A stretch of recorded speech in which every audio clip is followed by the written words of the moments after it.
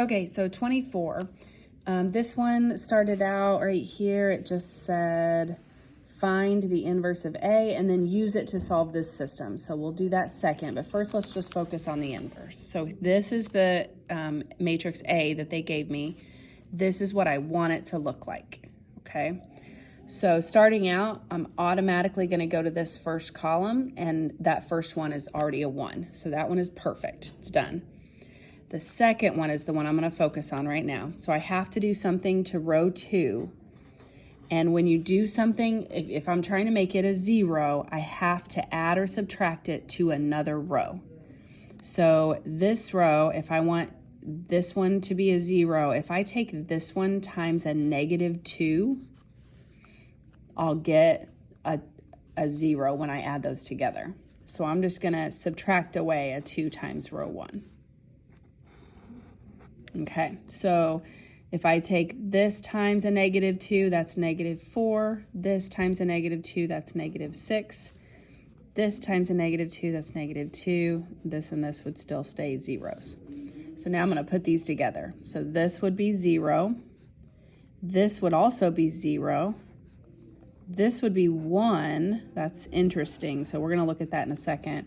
This would give me a -2. And then this would be a 1, and this would be a 0. Everything else stays the same, so I'm just going to copy everything else down. So 1, 2, 3, 1, 0, 0, 3, 8, 9, 0, 0, 1. Okay, so here's why this is interesting, because this row right here looks exactly like this one, right? So if that's the case, you can switch them if you want. So I'm going to switch this row and this row with each other, because that's going to make my life easier in the long run. I don't have to do anything to that middle row. So this 1, 2, 3 is going to stay.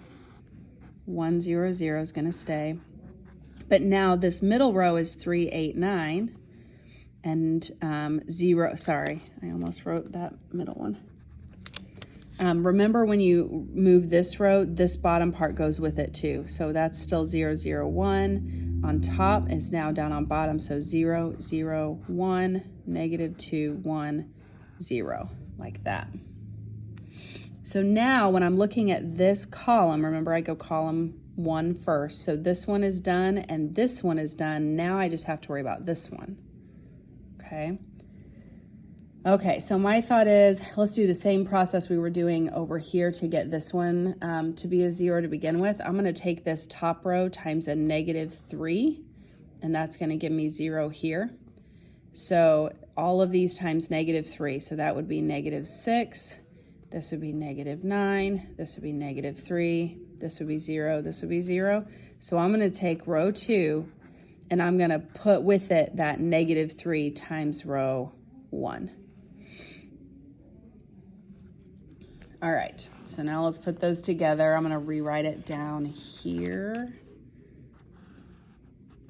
Okay, so if I put a -3 and a 3 together, that gives me a 0 right here. An 8 and a -6 gives me a 2. A 9 minus a 9 gives me a 0. 0 and a -3 is -3. 0, 0 is 0, and then 1 and 0 is 1. Everything else stays the same.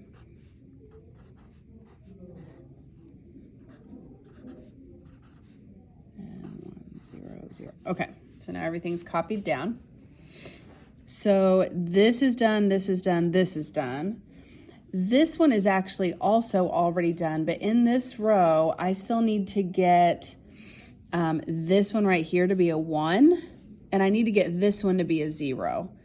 So maybe it's smart to just subtract. No, I can't do that. So I would say let's just subtract these two, 2 minus 2. But if I do that, this is a 0. So if I take 0 minus 1, that's going to become a -1. And I don't want to change that when it's already correct. So I'm not going to do that. I'm going to stick with the method that I told you to do, which was let's get this column to have a 1 in it.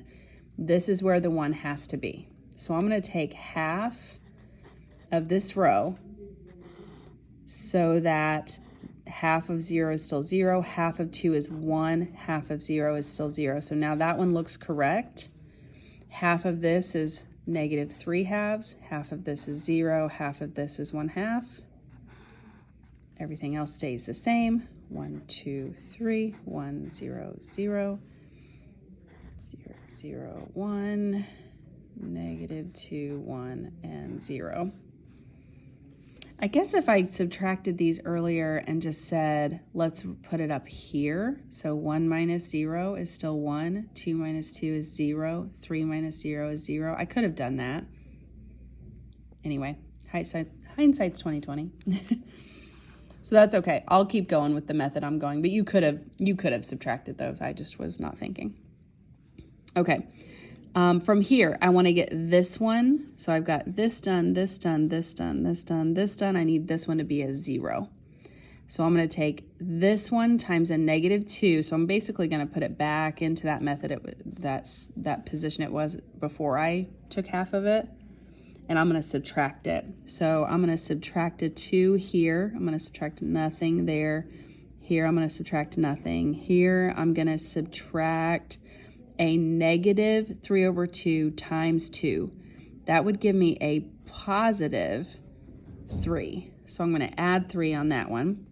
This one I'm still subtracting nothing. This one I'm subtracting 2 times 1/2. That'd be -1 then. Okay, so I'm taking row 1 and I'm subtracting 2 times row 2, or I could have said plus -2. Same thing. Okay, so when I do that, this is still going to be a 1. This is now going to be a 0. This is still going to be a 3. This is going to be a 4. This is going to be a 0 still. This is going to be a -1. Everything else stays the same. 0, 1, 0, -3/2, 0, 1/2, 0, 0, 1, -2, 1, and 0. Okay, so far so good. The only thing I have left to do, if you look over here, I've got this one done, this one done, this one done. This whole row is also done. This row is done except for this one right here. So I'm going to take this row down here times 3. So I'm going to do 3 times row 3, and I'm going to subtract that away from row 1 to make that a 0. That really should be written up here because that's the one I'm changing. Okay, so if I take this times -3, that's still 0. That's still 0. That's -3. This is +6. That's a minus. This is -3, and this is -0. And I'm going to put that with this top row, and that top row is the one that I'm changing. So a 1 minus a 0 is still 1. This is still 0. That's now 0. 4 plus a 6, that would give me a 10 right there. 0 minus a 3 would give me a -3 right there, and a -1 minus a 0 is -1. And then all of this stays the same. -3/2, 0, 1/2, 0, 0, 1, -2, 1, 0. So this right here is my inverse of A. Okay. Then that second part, it told me in this one to use that to solve this equation. So AX equals B. So this situation. Well, remember, if this is in front, if I want to get rid of that, I got to move it over there and make it the inverse. So X is actually the inverse of A times B. If A is first here, the inverse of A goes first over here. Okay? So then I'm going to take inverse of A, so that means I go across A, and I'm going to go down B.